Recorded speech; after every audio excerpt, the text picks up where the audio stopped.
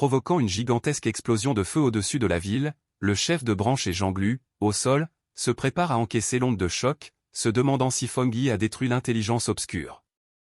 Jean Glu, stupéfait par la puissance humaine déployée par Feng Yi, fixe le ciel. Soudain, Feng Yi invoque un soleil radieux qui illumine le ciel, consumant l'énergie obscure. Le mal purgé, Feng Yi redescend paisiblement, sa cape flottant au vent. Satisfait, il invoque un souffle d'énergie violet foncé pour examiner son nouveau pouvoir. Le système confirme la destruction de l'intelligence obscure et le corps de Feng Yi ne manifeste aucune résistance à l'attribut obscur, tandis que ses techniques d'illusion et de domaine sont renforcées.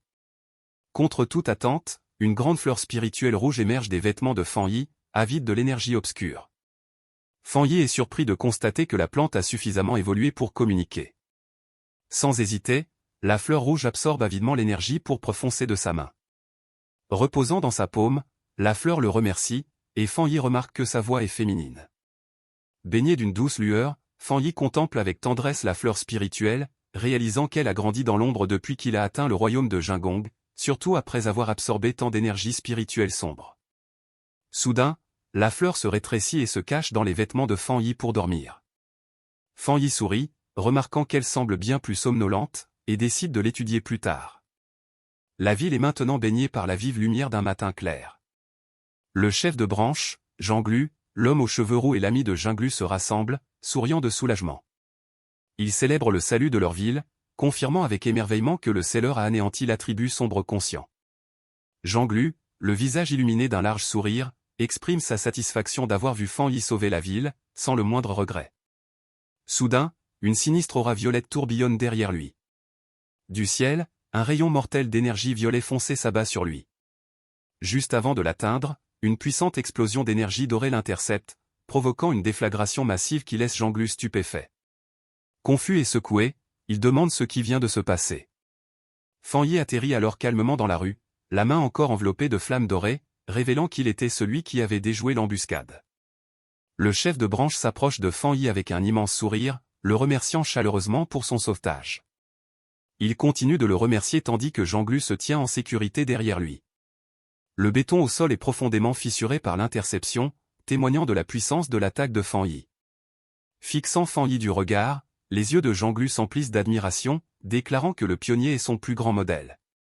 Le chef de branche serre chaleureusement la main de Feng Yi pour lui dire au revoir, accompagné de Zhang Lu et de ses amis, tous soulagés que la secte maléfique ait disparu.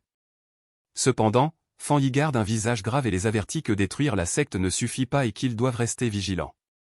Il explique que si leur ville semble paisible, sa situation géographique, riche en ressources naturelles, rend inévitable une future mutation spirituelle à grande échelle. À ces mots, le chef de branche reste figé, sous le choc. Il transpire nerveusement et tente de rassurer Feng Yi, ils sont toujours prêts et patrouillent quotidiennement les zones interdites. Cependant, le chef de branche, Zhang Lu et son ami sont stupéfaits lorsque Feng Yi révèle une trace de l'attribut sombre presque greffé sur le corps de Zhang Lu. Sans leur laisser le temps de comprendre, Feng Yi se retourne. Il s'éloigne calmement, demandant au chef de branche de l'emmener dans la zone montagneuse interdite de la ville, car il est convaincu que la mutation spirituelle approche. Tout en marchant, Feng Yi consulte son téléphone avec attention, décidant de reporter sa visite à sa tante pour gérer cette menace. Un 4x4 officiel s'élance sur un chemin de terre traversant une forêt montagneuse luxuriante. À bord, le chef de section, au volant, demande gaiement à Feng Yi s'il souhaite voir des pandas ou manger une fondue chinoise après le repas. Assis sur le siège passager, les yeux fermés, Feng Yi décline poliment, expliquant qu'ils doivent se concentrer sur leurs affaires. Il observe en silence la décontraction des habitants et se demande si cette dense énergie spirituelle pourrait transformer les pandas en bêtes terrifiantes. Soudain, un éclair d'énergie traverse le front de Feng Yi, ses sens s'éveillent et son œil s'illumine d'un rouge intense. Il regarde par la fenêtre vers un sommet montagneux sombre au loin, un sourire confiant illuminant son visage lorsqu'il confirme l'emplacement de l'anomalie. Sans hésiter, Feng Yi ouvre brusquement la portière du 4x4 en marche et saute hors du véhicule, surprenant le chef de section et lui ordonnant de bloquer la route de montagne. Feng Yi se jette du haut de la falaise abrupte, les yeux rouges concentrés, et ordonne au chef de branche de ne pas le suivre. Seul, ce dernier gare la voiture et se tient au bord du précipice, se grattant la tête, perplexe. Il se demande ce que Feng Yi a bien pu détecter, puisqu'il n'a rien senti. Plongeant dans la forêt obscure, Feng Yi descend rapidement. Dans sa chute, son œil s'illumine d'un rouge intense et des étincelles bleues jaillissent autour de sa main. Il perçoit une puissance immense à proximité, et remarque que la résonance de l'aura de foudre s'intensifie à mesure qu'il approche du sommet. Avec une agilité hors du commun, il atterrit avec grâce sur une branche massive. À peine se relève-t-il qu'un éclair bleu intense jaillit de son bras et l'enveloppe. L'énergie brute crépite bruyamment le long de l'énorme tronc, projetant une lueur bleue sur les bois. Fan Yi lève les yeux vers un terrifiant vortex d'éclairs violets et roses tourbillonnants.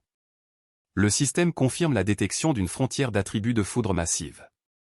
Les yeux plissés, il tend sa main incandescente vers le ciel tourmenté. Déchaînant sa technique divine de maîtrise du tonnerre, Fan Yi projette un gigantesque éclair bleu vers le ciel. Son énergie bleue percute violemment les nuages d'orage violet qui descendent, provoquant une explosion spectaculaire. Soudain, son expression se durcit lorsqu'il perçoit un changement dangereux dans l'atmosphère. Les nuages d'orage violet tourbillonnent intensément. Le système émet une alerte critique tandis qu'un gigantesque éclair d'énergie violette, tel une lance, s'abat du ciel, l'identifiant comme le légendaire tonnerre divin du châtiment, une force de destruction imparable. Réagissant instantanément, Fan Yi frappe la branche d'un arbre, canalisant son éclair bleu dans le bois pour s'ancrer. Accroupi, animé d'une détermination farouche, il hurle un ordre pour absorber le tonnerre céleste dévastateur. L'éclair violet apocalyptique s'abat, percutant violemment l'éruption massive d'éclairs bleus qui jaillit de la forêt où Fan Yi se tient, prêt à encaisser le choc. Que va-t-il lui arriver ensuite? À votre avis, que va-t-il se passer? La réponse dans le prochain épisode. Restez connectés et n'oubliez pas de vous abonner. Si vous avez aimé cette vidéo, n'hésitez pas de cliquer j'aime. Merci de l'avoir regardé. Prenez soin de vous.